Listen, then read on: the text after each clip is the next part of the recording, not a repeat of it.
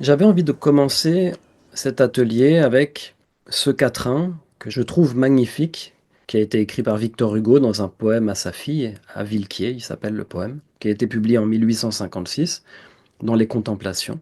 Et c'est un quatrain qui fait partie d'un long poème, qui est à vertu universelle, on va dire, hein, à fonction universelle.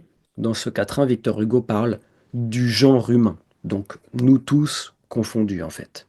Mais pendant que je travaillais en fait sur la perversion narcissique et que je préparais le cours que je vais vous présenter, ce quatrain m'est revenu. C'est un poème que, à 16-17 ans, j'avais appris par cœur parce qu'il me touchait beaucoup.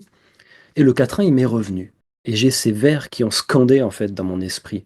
Nous ne voyons jamais qu'un seul côté des choses. L'autre plonge en la nuit d'un mystère effrayant. L'homme subit le joug sans connaître les causes. Tout ce qu'il voit est court, inutile et fuyant. Et j'avais ça qui revenait. Nous ne voyons jamais qu'un seul côté des choses. Et je me suis fait la réflexion que ce quatrain, il décrit assez bien la relation perverse narcissique dans les deux sens, quelque part. Comme on va le voir ensemble, ou comme vous le savez déjà, si vous avez travaillé cette notion, le pervers narcissique, lui, en effet, ne verra jamais qu'un seul côté des choses. Il est bien incapable de voir le reste. Il a une espèce de borne de chaque côté des yeux, hein, et il avance mu par sa perversion, et il est d'une certaine façon aveugle à ce qu'il se passe autour de lui. Il subit le joug de sa propre pathologie sans connaître les causes parce qu'il ne pourra pas les trouver hein, en général. Et ce qu'il voit est court, inutile, fuyant. Mais la victime du pervers narcissique, pendant la relation fusionnelle avec lui, est un petit peu aussi dans ce cas-là. Tant qu'elle n'est pas sortie de l'emprise, la proie, la victime, vous emploierez le mot que vous voudrez, pour moi ils sont tous les deux assez justes, eh bien ne voit jamais qu'un seul côté des choses. Et la victime peine et peine et peine à comprendre. Elle ne comprend en fait rien à ce qui se passe dans sa relation.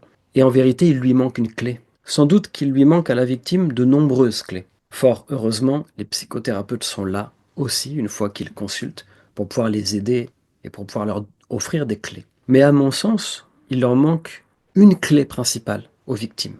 C'est tout simplement la compréhension du phénomène qu'ils expérimentent. Et je crois qu'aujourd'hui, la perversion narcissique est bien mieux connue dans la société. On a beaucoup d'outils à notre disposition, des ouvrages, des documentaires, des interviews, des témoignages. Et je pense que cette clé mérite d'être partagée. Je pense que le pervers narcissique a été très bien décrit par la littérature et je pense qu'il convient et qu'il relève de notre responsabilité à nous de partager cette clé autour de nous à ceux qui peuvent être intéressés. Parce que le pervers narcissique est aussi un type de personnalité humaine, il est aussi une catégorie sociale, au moins un fragment, un résidu d'une population donnée. Il est là, les pervers narcissiques sont là. Eux, ils ont besoin tout le temps de nouvelles victimes, ils ne peuvent pas être seuls, donc c'est pour ça qu'on les rencontre possiblement assez souvent. Et donc c'est quand même un sujet, je pense, très important quand on voit les dégâts que ça peut causer aux victimes, hein. Je pense que c'est un sujet très important et je voulais l'aborder un petit peu de cette façon. Pour moi, une fois que la victime sort de l'emprise du pervers narcissique, elle va pouvoir petit à petit, en faisant un travail, commencer à voir les deux côtés des choses. Je pense que le pervers narcissique, lui, ne pourra jamais faire ce travail.